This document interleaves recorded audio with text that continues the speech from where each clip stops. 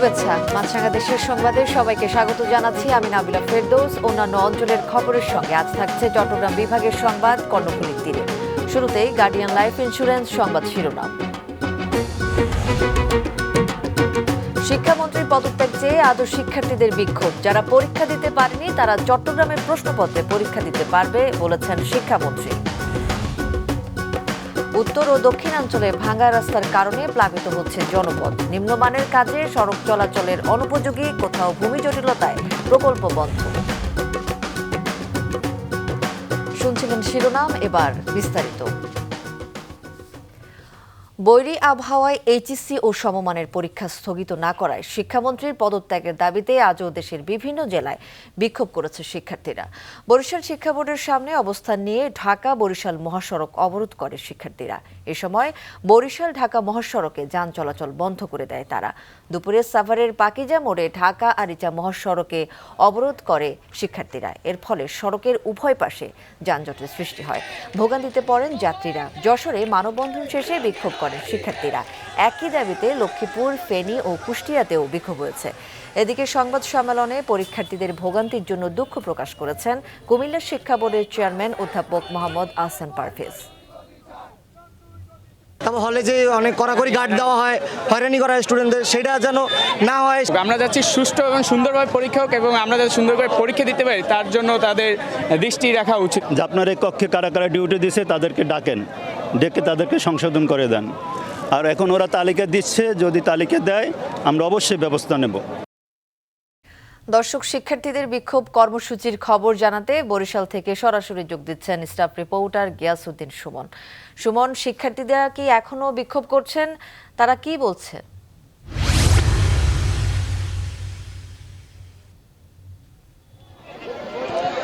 যেমনটি বলছিলেন নাবিলা, শিক্ষার্থীরা আজ দুপুরে বরিশাল শিক্ষা বোর্ডের সামনে অবস্থান কর্মসূচি পালন করেন এবং তারা এখানে বিক্ষোভ করে। পরবর্তীতে 3:15টার দিকে তারা ঢাকা বরিশাল মহাসড়ক অবরোধ করে এবং যে কারণে সড়কের দুই পাশে অসংখ্য পরিবহন জমা হয়ে যায়। শিক্ষার্থীরা এই অবরোধের কারণে ভোগান্তিতে পড়েন সাধারণ যাত্রীরা। শিক্ষার্থীরা জানিয়েছেন যে তাদেরকে শিক্ষামন্ত্রী একটি অপ্রীতিকর ঘটনার একটি অসৌজন্যমূলক কথা বলেছেন, যে কথাটা তাদের খারাপ লেগেছেন, যে কারণে তারা এই বিক্ষোভ করছেন এবং তারা শিক্ষার্থীদের পোল্ট্রি ফার্মের মুরগির কথা বলার কারণে শিক্ষার্থীরা ফুঁসে উঠেছেন, যে কারণে শিক্ষার্থীরা বিক্ষোভ করছে গতকাল থেকে। গতকালও তারা দুপুরে এই বিক্ষোভ করেন এবং বিকেলে তারা সরে যান। আজ দুপুর থেকে আবার বিক্ষোভ শুরু করেছেন। যদিও শিক্ষা বোর্ডের চেয়ারম্যান তিনি এসেছিলেন, শিক্ষার্থীদের সাথে কথা বলেছেন, শিক্ষার্থীদের আশ্বস্ত করার চেষ্টা করেছেন, কিন্তু শিক্ষার্থীরা শিক্ষা বোর্ড চেয়ারম্যানের কথায় আশ্বস্ত না হয়ে তারা এখনও অবস্থান কর্মসূচি পালন করছেন শিক্ষা বোর্ডের সামনে। যদিও তারা 3:15 থেকে সড়ক অবরোধ করে এবং 4:45টায় এই সড়ক অবরোধ তুলে নেন, কারণ শিক্ষার্থীরা জানিয়েছেন যে সাধারণ যাত্রীদের যে দুর্ভোগের কথা চিন্তা করেই শিক্ষার্থীরা তাদের সড়ক অবরোধ তুলে নেন। এই ছিল বরিশাল থেকে শিক্ষার্থীরা আন্দোলনের সর্বশেষ পরিস্থিতি। সুমন, আপনাকে ধন্যবাদ। বরিশাল থেকে শিক্ষার্থীদের বিক্ষোভ সম্পর্কে জানালেন সহকর্মী গিয়াসউদ্দিন সুমন। এদিকে প্রতিকূল আবহাওয়ার কারণে যারা চলমান এইচএসসি পরীক্ষায় অংশ নিতে পারেনি তারা চট্টগ্রাম বোর্ডের অধীনে অভিন্ন প্রশ্নপত্রে পরীক্ষায় অংশ নিতে পারবেন বলে জানিয়েছেন শিক্ষামন্ত্রী আ.ন.ম এহসানুল হক মিলন। আজ সংসদে 300 বিধিতে তিনি জানান, যারা পদার্থবিজ্ঞান প্রথম পত্রের ভুল প্রশ্নের জন্য দায়ী তাদের চিহ্নিত করে ব্যবস্থা গ্রহণ করা হয়েছে। প্রতিকূল আবহাওয়া কিংবা সংশ্লিষ্ট অনিবার্য কারণে যারা চলমান এইচএসসি ও সমমান পরীক্ষা 2026 এর কোনো বিষয়ে অংশগ্রহণ করতে পারেনি তারা চট্টগ্রাম শিক্ষা বোর্ডের ইতিমধ্যে স্থগিত হওয়া সংশ্লিষ্ট বিষয়ে অভিন্ন প্রশ্নপত্রে শিক্ষা মন্ত্রণালয় কর্তৃক নির্ধারিত একই তারিখে ওই সময়ে পরীক্ষায় অংশগ্রহণ করতে পারবেন। উন্নয়ন ও সংস্কারের অভাবে দেশের উত্তর ও দক্ষিণাঞ্চলে বিভিন্ন সড়ক এখন জনদুর্ভোগের কারণ হয়ে দাঁড়িয়েছে। কোথাও ভাঙা রাস্তার কারণে প্লাবিত হচ্ছে জনপদ, কোথাও আবার ভূমি জটিলতায় বন্ধ প্রকল্পের কাজ। 3 জেলার চিত্র নিয়ে ডেস্ক রিপোর্টে বিস্তারিত। পটুয়াখালীর গলাচিপায় ভাঙা এই সড়কটি এখন ৬,০০০-এর বেশি পরিবারের দুর্ভোগের কারণ। প্রতিদিন জোয়ারের পানি ঢুকে তলিয়ে যাচ্ছে বাড়িঘর, মাছের ঘের ও ফসলি জমি। স্থানীয়দের অভিযোগ, দ্রুত স্থায়ী সংস্কার না হয় বর্ষায় পরিস্থিতি আরও ভয়াবহ হয়ে উঠছে। জোরজুলুম করিয়া কাটিয়ে দিয়ে গেছে। আমার পুকুরে অনেক মাছ ছিল, মাছগুলো আমি ধরতে পারি নাই, মাছগুলো গেছে গিয়া। এই মৌসুমে যে বীজ করবো ধানের বীজও করতে পারতেছি না, আমাদের পানির কারণে আমাদের বীজ নষ্ট হয়ে যাইতে আছে। এখন আমরা চাই যে এটা তাড়াতাড়ি বান্ধব। বর্তমানে যে মাছ পোনা এবং ঘের পুকুর পুষ্কুনি বাড়ির পুকুর টুকুরের সমস্ত কিছু তলাই গেছে। এটা ইমার্জেন্সি ভাবে এটা আমরা বেরিবারটা আবার মেরামত করব, কিন্তু এখানে স্থায়ী একটা সমাধান করার কথা দরকার। এখানে আপনার সুইচ করা দরকার, কিন্তু সুইচ এলজিডি করে না, এটা পানি উন্নয়ন বোর্ড করে। এটা আমরা জেলা সমন্বয় মিটিংয়ে আমি উপস্থাপন করব, পরবর্তীতে হয়তো এটা পানি উন্নয়ন বোর্ড ব্যবস্থা নিতে পারে। গাইবান্ধার জুমারবাড়ি থেকে সাঘাটা পর্যন্ত 5 কিলোমিটার সড়কের 4 কিলোমিটার জুড়ে তৈরি হয়েছে বড় বড় গর্ত। পানি জমে সড়কটি পরিণত হয়েছে দুর্ঘটনার ফাঁদে। প্রতিদিন ঝুঁকি নিয়ে চলাচল করছেন শিক্ষার্থী, রোগী, ব্যবসায়ী সহ প্রায় 50,000 মানুষ। এইরকম রাস্তায় নর্থ বেঙ্গলের ভেতর নাই। পানির নিচে বোঝা যায় না যে কতটা খাদ আছে, সেক্ষেত্রে যখন আমরা চলাচল করি অনেক বিপদের সম্মুখীন হই। এই রাস্তাটা পুরোটাই গর্ত আর গর্ত, জীবন আমরা হাতে নিয়ে চলাফেরা করি। আমাদের আবার একটা স্ট্র্যাটেজি আছে যে 4 বছর না হলে আমরা আসলে মেইনটেনেন্স প্রোগ্রাম নিতে পারি না। এটি যাচাই বাছাই করছি, যদি 4 বছরের ইয়েতে পরে আমরা সামনের যে মেইনটেনেন্সে এই রাস্তাটা মেরামতের পদক্ষেপ নেওয়ার চিন্তা ভাবনা করছি। দিনাজপুরের নবাবগঞ্জের শালকুড়িয়ায় সড়ক সংস্কারে নিম্নমানের সামগ্রী ব্যবহারের অভিযোগে এলাকাবাসী কাজ বন্ধ করে দিয়েছে। অভিযোগ তদন্তে কমিটি গঠন করেছে প্রশাসন। রাস্তা ড্রেসিং করা নাই, কাদের উপরে রাবি দিতে আছে, সেটা রাবি শোনা, ওরা শুধু খালি মাটি। অবস্থা একদম খারাপ, বাচ্চা কাচ্চারা স্কুলে যেতে পারতেছে না। আমরা এটার যে কনসার্ন ডিপার্টমেন্ট এলজিইডি, তার কাছে আর কি অলরেডি এটা আমরা ফরওয়ার্ড করে দিয়েছি এবং এটা তদন্ত করা হবে এবং যদি কোনো ধরনের অনিয়ম পাওয়া যায় সেক্ষেত্রে আইনানুগ ব্যবস্থা নেওয়া হবে। অন্যদিকে হিলি স্থলবন্দরের প্রধান সড়কের 4 লেন প্রকল্প ভূমি অধিগ্রহণ জটিলতায় দীর্ঘদিন ধরে আটকে রয়েছে। ফলে খানাখন্দে ভরা সড়কে প্রতিদিন ঘটছে দুর্ঘটনা, ব্যাহত হচ্ছে বন্দর কেন্দ্রিক যোগাযোগ ও ব্যবসা বাণিজ্য। আজকে অনেকদিন পর আসলে মনে করছি রাস্তা হয়তো বা কাজ হয়েছে, কিন্তু না, আরো অবস্থা খারাপ। রাস্তা এটা 5 বছর ধরে হচ্ছে এক্সেল ভাঙে, চাকা খুলে দৌড় মারে, প্রতিনিয়ত এই দুর্ঘটনার শিকার কবলে আমরা পড়ি। আপনাদের এখানে যারা ক্ষতিগ্রস্ত তাদেরকে ক্ষতিপূরণ দিয়ে এই রাস্তা টেন্ডার হবে এবং এই রাস্তা যেইটুকু জয়পুরহাট পর্যন্ত বাকি আছে সেই রাস্তা ইনশাআল্লাহ খুব সহসাই কাজ হবে। দ্রুত সংস্কার ও উন্নয়ন কাজ সম্পন্ন করে নিরাপদ যোগাযোগ নিশ্চিত করার দাবি স্থানীয়দের। কাউসার আহমেদ, মাছরাঙা, নিউজ ডেস্ক। দেশের বিভিন্ন জেলায় বন্যা পরিস্থিতি ধীরে ধীরে উন্নতি হলেও উজানের বৃষ্টি ও নদ নদীর পানি বৃদ্ধি নিয়ে উদ্বেগ এখনো কাটেনি। কোথাও নদী ভাঙন, কোথাও জলাবদ্ধতা, আবার কোথাও চলছে ক্ষয়ক্ষতির হিসাব ও পুনর্বাসনের প্রস্তুতি। বিস্তারিত ডেস্ক রিপোর্টে। উত্তরাঞ্চল সহ বিভিন্ন জেলায় কয়েকদিন ধরে নদ নদীর পানি ওঠানামা অব্যাহত রয়েছে। কোথাও বন্যা পরিস্থিতির উন্নতি হলেও নতুন করে পানি বাড়ার আশঙ্কায় উদ্বেগ কাটেনি। লালমনিরহাটে তিস্তার পানি বর্তমানে বিপদসীমার নিচে থাকলেও আগামী 24 থেকে 48 ঘন্টার মধ্যে আবারও বাড়তে পারে বলে সতর্ক করেছে বন্যা পূর্বাভাস ও সতর্কীকরণ কেন্দ্র। এমনভাবে এই তিস্তার বন্যা আসলে খুব এমনভাবে আসে যে ছাগল গরু যে নির্দিষ্ট একটা নিরাপদ স্থানে নিয়ে যাবে সেই সময়টাও আমরা পাই না। একটু হইলে পানি উঠলে খাবার দাবারের খুবই সমস্যা হয়। যারা ক্ষতিগ্রস্ত হবেন বা হওয়ার সম্ভাবনা আছে সেই এস্টিমেট করে তাদেরকে কি ধরনের সহযোগিতা করা যায়, যেমন শুকনা খাবার, চাউল বা আর্থিক সহযোগিতা, এটা আমরা ডিসি স্যারের নির্দেশে রেখেছি। স্থানীয়দের সাথে যোগাযোগ রাখছি, যে কোনো পরিস্থিতি মোকাবেলায় প্রশাসন পাশে আছে। সিরাজগঞ্জের যমুনার পানি বাড়ছে, চলছে নদী ভাঙনও। ঘরবাড়ি, ফসলি জমি ও বিভিন্ন স্থাপনা নদীগর্ভে বিলীন হচ্ছে। গাইবান্ধায় তিস্তা, যমুনা ও ব্রহ্মপুত্রের পানি বাড়ায় চরের নিম্নাঞ্চল প্লাবিত হচ্ছে। বিভিন্ন এলাকায় নদী ভাঙনে বসতভিটা ও কৃষিজমি হুমকির মুখে। কুড়িগ্রামেও তিস্তা, ধরলা, দুধকুমার ও ব্রহ্মপুত্রের পানি বিপদসীমার নিচে থাকলেও বন্যা পরিস্থিতি নিয়ে উদ্বেগ রয়ে গেছে। ক্ষতিগ্রস্ত হয়েছে ফসলি জমি ও গ্রামীণ সড়ক। রাজবাড়ীতে পদ্মার পানি বৃদ্ধি ও টানা বৃষ্টিতে জলাবদ্ধতা দেখা দিয়েছে। নিম্নাঞ্চলের কৃষিজমি তলিয়ে যাওয়ায় ফসলের ক্ষতি হতে পারে। লক্ষ্মীপুরে পানি নামতে শুরু করলেও উপকূলীয় কয়েকটি এলাকা এখনও জলাবদ্ধ। রাঙামাটিতে বন্যার পানি নেমে গেলেও মানুষ ব্যস্ত ক্ষতিগ্রস্ত বাড়িঘর মেরামতে। সড়ক, শিক্ষা প্রতিষ্ঠান, কৃষিজমি ও বসতঘরের ব্যাপক ক্ষতি হয়েছে।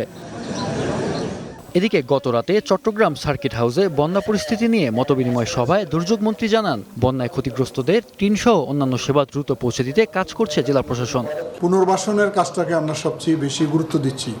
কৃষিতে কিভাবে পুনর্বাসন করা যাবে, যেহেতু বীজতলাগুলো নষ্ট হয়ে গেছে, মাছের খামারগুলোর থেকে মাছ বেরিয়ে গেছে, তারপরে স্বাস্থ্য ক্ষতিকারক হতে পারে এই দূষিত পানির কারণে। এই বিষয়গুলোকে আমরা প্রাধান্য দিচ্ছি। তারপরে বাইরে অনেক কথা বলা হয়েছে, বিশেষ করে যাদের বাড়িঘর ভেঙে গেছে তাদেরকে জরুরি ভিত্তিতে টিন সহায়তা দিয়ে তাদের ঘরগুলো কিভাবে নির্মাণ করা যায়। এছাড়াও বান্দরবানে ক্ষতিগ্রস্তদের ঘরবাড়ি মেরামত, কৃষি সহায়তা ও সহজ শর্তে ঋণ দেওয়ার ঘোষণা দিয়েছে সরকার। যদি কারো ঋণের প্রয়োজন হয়, ব্যাংক লোনের প্রয়োজন হয়, সরকার সহজ শর্তে সেই লোনেরও ব্যবস্থা করবে। আমরা একই সাথে বিভিন্ন যারা এনজিও আছে, যারা ক্ষুদ্র ঋণ বিতরণ করে, আমরা তাদেরকে আহ্বান জানিয়েছি এই কষ্টের সময় যেন তারা এই জুলাই মাসে অন্তত ঋণের কিস্তি আদায়টা বন্ধ রাখে। শেরপুরে বন্যা কবলিত পরিবারের মাঝে শুকনো খাবার ও নগদ অর্থ বিতরণ করেছে জেলা প্রশাসন। মাহফুজুল হাসান, মাছরাঙা নিউজ ডেস্ক। দর্শক, উত্তরাঞ্চলের বন্যা পরিস্থিতির খবর জানাতে যোগ দিচ্ছেন গাইবান্ধা জেলা রিপোর্টার সিদ্দিক আলম দয়াল। নদ নদীর পানি সেখানে বেড়েছে কি, আর নিম্নাঞ্চলের বন্যা পরিস্থিতি এখন কেমন?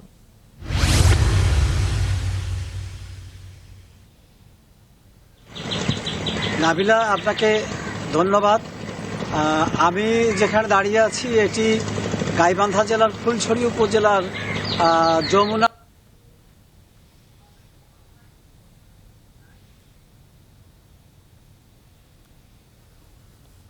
ব্রহ্মপুত্র এই তিন নদীতে, তিস্তা নদীতে পানি বৃদ্ধি পেয়েছে 20 সেন্টিমিটার এবং ব্রহ্মপুত্র এবং যমুনা নদীতে পানি বৃদ্ধি পেয়েছে 43 সেন্টিমিটার। ফলে পানি বৃদ্ধি এবং কমা এটা আসলে বোঝা যাচ্ছে না কিভাবে হচ্ছে, তবে পানি বৃদ্ধি পেয়েই চলছে এবং পানি বৃদ্ধির কারণে গাইবান্ধা জেলার 165টি চরাঞ্চলের এসব এলাকায় অলরেডি ক্ষতিগ্রস্ত হয়েছে অনেক মানুষ। শুধু এসব এলাকায় ঘরবাড়িতে পানি উঠেছে তা নয়। দর্শক, দুঃখিত, আমাদের সংযোগটি বিচ্ছিন্ন হয়ে গেছে। চলে যাচ্ছে পরবর্তী সংবাদে। সিরাজগঞ্জ ও নেত্রকোনা থেকে নদ নদীর পানি বৃদ্ধির খবর কিছুক্ষণ আগে জানিয়েছেন আমাদের সহকর্মীরা। টানা বর্ষণ আর উজানের ঢলে গত 3 দিন যাবৎ সিরাজগঞ্জের যমুনা নদীর পানি বৃদ্ধি অব্যাহত আছে। গত 24 ঘন্টায় 20 সেন্টিমিটার পানি বৃদ্ধি পেয়ে এখনও বিপদসীমার 135 সেন্টিমিটার নিচ দিয়ে প্রবাহিত হচ্ছে। পানি বৃদ্ধির সাথে সাথেই কিন্তু সিরাজগঞ্জের বিভিন্ন জায়গায় ভাঙন দেখা দিয়েছে। সিরাজগঞ্জের 9টি উপজেলায় মধ্যে 5টি কিন্তু যমুনা নদী দ্বারা বেষ্টিত। সিরাজগঞ্জের বেলকুচি, চৌহালি, সিরাজগঞ্জ সদর, কাজীপুর এই উপজেলার অংশ কিন্তু সিরাজগঞ্জ তীরে অবস্থিত। তীর সংরক্ষণ বাঁধের যে সমস্ত ক্ষতিগ্রস্ত জায়গাগুলো আছে সেগুলো পানি উন্নয়ন বোর্ড জিও টেক্সটাইল এবং জিও ব্যাগ ফেলে ভাঙন প্রতিরোধের চেষ্টা করছে এবং ইতিমধ্যেই অনেকগুলোই প্রতিরোধ করে ফেলেছে। গত 2 দিন বৃষ্টিপাত না হয় কিন্তু নদ নদীর পানি কমতে শুরু করেছে। তো নদীর পানি কমেছে, সুমেশ্বরী, কংস, ধনু নদীর, বেড়েছে মগরা নদীর পানি। তবে উবদাখালী নদীর পানি কিন্তু আজও কলমাকান্দা পয়েন্টে বিপদসীমার 4 সেন্টিমিটার ঊর্ধ্বে বইছে। তবে নদীর পানি বাড়লেও কিন্তু বন্যার কোনো আশঙ্কা নেই বলছেন স্থানীয়রা। এছাড়া পানি উন্নয়ন বোর্ড যেটা বলছে, আসলে উজানের ঢল এবং বৃষ্টিপাত না হয় কিন্তু এই জেলায় আপাতত মানে বড় ধরনের বন্যার সংখ্যা তারা করছেন না। তবে বন্যার পূর্ব প্রস্তুতি হিসেবে কিন্তু জেলা প্রশাসনের পক্ষ থেকে জেলায় 289টি আশ্রয়কেন্দ্র প্রস্তুত রাখা হয়েছে। এবার চট্টগ্রাম বিভাগের সংবাদ কর্ণফুলীর তীরে।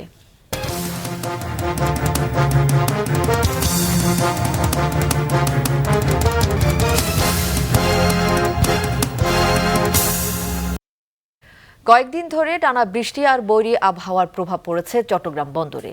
জেটি ও ইয়ার্ডে পানি জমে নষ্ট হয়েছে পণ্য, সরবরাহ বাধাগ্রস্ত হওয়ায় ক্ষতির মুখে পড়েছেন ব্যবসায়ীরা। যদিও বিষয়টিকে অ্যাক্ট অফ গড বলে এড়িয়ে যেতে চাইছে বন্দর কর্তৃপক্ষ। রবিউল টিপুর ক্যামেরায় নাজমুল সাদিকের রিপোর্ট। টানা বৃষ্টি, জলাবদ্ধতা আর উত্তাল সাগর, গত সপ্তাহব্যাপী এই ত্রিমুখী প্রভাবে বিপর্যস্ত হয়েছে চট্টগ্রাম বন্দর। বৃষ্টির পানিতে বন্দরের বেশ কিছু কন্টেইনার ইয়ার্ডে সৃষ্টি হয় জলজট। এতে নষ্ট হয়েছে কন্টেইনারের নিচের স্তরে রাখা পোশাক শিল্পের কাঁচামাল। জলাবদ্ধতার কারণে কন্টেইনার হ্যান্ডলিং কমা সহ সাগর উত্তাল থাকায় বহির্নোঙরে পণ্য খালাস কার্যক্রমও মারাত্মকভাবে ব্যাহত হয়। আমদানি করা কাঁচামাল বন্দর থেকে খালাসে দেরি হওয়ায় পণ্য উৎপাদনেও ব্যাঘাত ঘটে। এই যে 7 দিন ধরে 8 দিন ধরে বন্দরের এক্সপোর্ট হলো না, ইম্পোর্ট হলো না, এটা তো ইন্ডিভিজুয়ালি সবারই ক্ষতিগ্রস্ত হয়েছে। আমাদের উৎপাদন ব্যাহত হয়েছে, আমাদের মালামাল না আসাতে আমরা উৎপাদন শুরু করতে পারি নাই। Chittagong chamber of commerce and industry, BGMEA, BKMEA ও বিটিএমএ সহ ব্যবসায়ী সংগঠনগুলো হঠাৎ এই দুর্যোগের লোকসানে বেশ চিন্তায় পড়েছে। ক্ষতি পুষিয়ে নিতে এরই মধ্যে নীতি সুবিধা চেয়ে চিঠি দিয়েছে তারা নৌ পরিবহন মন্ত্রী বরাবর। সরকারের কাছে আবেদন জানাইছে লিখিতভাবে, এই যে অনাকাঙ্ক্ষিত ক্ষতির জন্য যেহেতু ব্যবসায়ীরা দায়ী না, এই ক্ষতি পুষিয়ে নেওয়ার ব্যবস্থা নিয়ে ওনারা অলরেডি একটা চিঠি দিয়েছেন। তবে এই ক্ষয়ক্ষতির দায় একটপ গডের দোহাই দিয়ে এড়িয়ে যাচ্ছে চট্টগ্রাম বন্দর কর্তৃপক্ষ।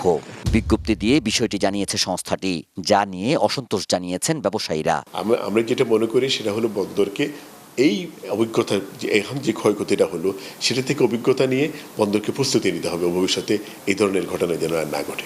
যেহেতু আমরা ওনাদের ইউজার, আমরা ওদের বায়ার, আমরা ওনাদের কাস্টমার, তো ওনাদের সার্ভিসের জন্য যদি আমরা ক্ষতিগ্রস্ত হই, তো এটা তো দায়ভার তো না দেওয়াটা বা না দেওয়ার চেষ্টা করাটা, বলাটা তো শোভনীয় না। কর্তৃপক্ষের হিসেবে বর্তমানে চট্টগ্রাম বন্দরের বহির্নোঙরে খালাসের অপেক্ষায় আছে 69টি পণ্যবাহী মাদার ভেসেল। নাজমুল সাদিকি, মাছরাঙ্গা সংবাদ, চট্টগ্রাম। দেশে গেল 24 ঘন্টায় হাম উপসর্গে আরও 5 জনের মৃত্যু হয়েছে। নতুন রোগী শনাক্ত হয়েছে 1092 জন, জানিয়েছে স্বাস্থ্য অধিদপ্তর। এ সময় ময়মনসিংহ মেডিকেলে এক শিশুর মৃত্যু হয়েছে। গত 24 ঘন্টায় নোয়াখালীতে নতুন করে হাম উপসর্গে হাসপাতালে ভর্তি হয়েছে আরও 42 শিশু। 9 নতুন রোগী নরসিংদীর বিভিন্ন হাসপাতালে চিকিৎসাধীন। পটুয়াখালীতে 32, যশোরে 12, লক্ষ্মীপুরে 22, মানিকগঞ্জে 8, ব্রাহ্মণবাড়িয়ায় 22, সিরাজগঞ্জে 9 জন নতুন রোগী হাসপাতালে ভর্তি হয়েছে।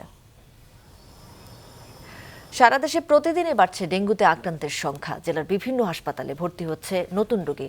গত 24 ঘন্টায় ডেঙ্গু আক্রান্ত হয়ে ময়মনসিংহ মেডিকেল কলেজ হাসপাতালে আরও 12 জন ভর্তি হয়েছে। বর্তমানে হাসপাতালে চিকিৎসা নিচ্ছে 39 জন। যশোরে নতুন করে ডেঙ্গু আক্রান্ত হয়েছে 8 জন। জেলায় বিভিন্ন হাসপাতালে চিকিৎসাধীন আছেন 19 জন। নারায়ণগঞ্জে নতুন করে ডেঙ্গুতে আক্রান্ত হয়েছে 10 জন। পটুয়াখালীতে নতুন 5 জন রোগীর শরীরে ডেঙ্গু শনাক্ত হয়েছে। এছাড়া গত 24 ঘন্টায় ডেঙ্গু আক্রান্ত হয়ে মানিকগঞ্জে 6, সিরাজগঞ্জে 5, লক্ষ্মীপুরে 4, রাজবাড়ীতে 4, নোয়াখালীতে 3 এবং নরসিংদীতে 2 জন ডেঙ্গুতে আক্রান্ত হয়েছে।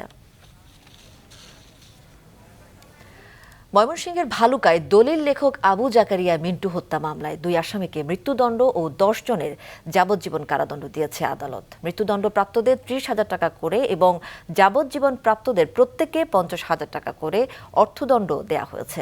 দুপুরে ময়মনসিংহ স্পেশাল জজ আদালতের বিচারক ফারহানা ফেরদৌস এই রায় ঘোষণা করেন। জমিজমা নিয়ে পূর্ব শত্রুতার জের ধরে 2013 সালে 14 আগস্ট আবু জাকারিয়া মিন্টুকে তার বাড়ির আঙ্গিনায় আসামিরা ধারালো অস্ত্র দিয়ে কুপিয়ে হত্যা করে। ব্রাহ্মণবাড়িয়ায় তিতাস নদী ও বিভিন্ন বিলে অভিযান চালিয়ে বিপুল পরিমাণ নিষিদ্ধ জাল জব্দ করেছে মৎস্য বিভাগ। জেলা মৎস্য কর্মকর্তা মোহাম্মদ জাকির হোসেনের নেতৃত্বে গতকাল বিকেলে কাউতুলি কুরুলিয়া খাল থেকে শুরু করে ভাদুঘরের পূর্ব দিকে বোয়ালিয়া বিল সহ আশপাশের কয়েকটি বিলে এই অভিযান পরিচালনা করা হয়। অভিযান নিষিদ্ধ কারেন্ট জাল, চায়না দুয়ারি জাল, চিংড়ি শিকারের ফাঁদ সহ বিভিন্ন ধরনের অবৈধ জাল জব্দ করা হয়। পরে জব্দ জালগুলো পুড়িয়ে ধ্বংস করা হয়। পরে আনন্দবাজার এলাকায় অবস্থানরত জেলেদের সঙ্গে কথা বলে নিষিদ্ধ জাল ব্যবহার না করার আহ্বান জানান মৎস্য কর্মকর্তারা। খুলনা নগরের জাতিসংঘ শিশু পার্ক সংলগ্ন এলাকায় সাংবাদিকদের নিয়মিত আড্ডাস্থলে দুর্বৃত্তদের ছোড়াগুলিতে অল্পের জন্য রক্ষা পেয়েছেন 4 সাংবাদিক। এ সময় ছোড়াগুলির একটি অংশ এক সাংবাদিকের শরীরে লাগে, তবে তিনি গুরুতর আহত হননি। প্রত্যক্ষদর্শী সূত্রে জানা যায়, মঙ্গলবার রাত 12:30টার দিকে 4 জন সাংবাদিক শিশু পার্ক সংলগ্ন একটি চায়ের দোকানে বসে চা পান করছিলেন। এ সময় একটি মোটরসাইকেলে এসে 2 জন দুর্বৃত্ত তাদের লক্ষ্য করে গুলি ছুড়ে দ্রুত পালিয়ে যায়। গুলির শব্দ শুনে সাংবাদিকরা দ্রুত সরে গেলে বড় ধরনের হতাহতের ঘটনা এড়ানো সম্ভব হয়। খবর পেয়ে পুলিশ ঘটনাস্থলে গিয়ে তদন্ত শুরু করে।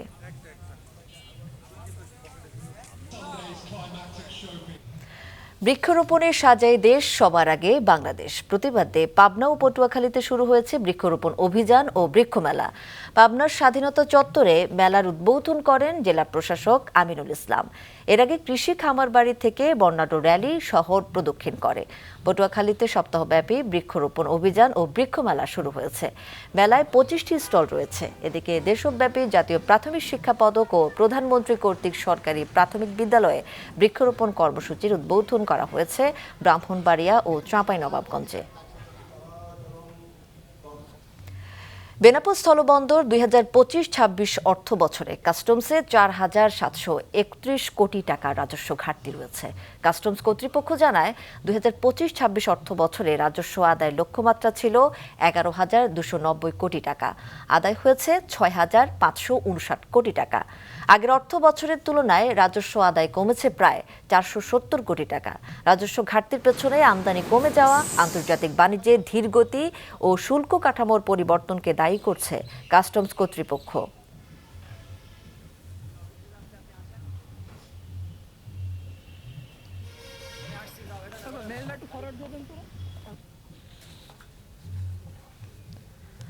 দর্শক, মাছরাঙা দেশের সংবাদ শেষ করার আগে গার্ডিয়ান লাইফ ইন্স্যুরেন্স সংবাদ শিরোনামগুলো আরও একবার।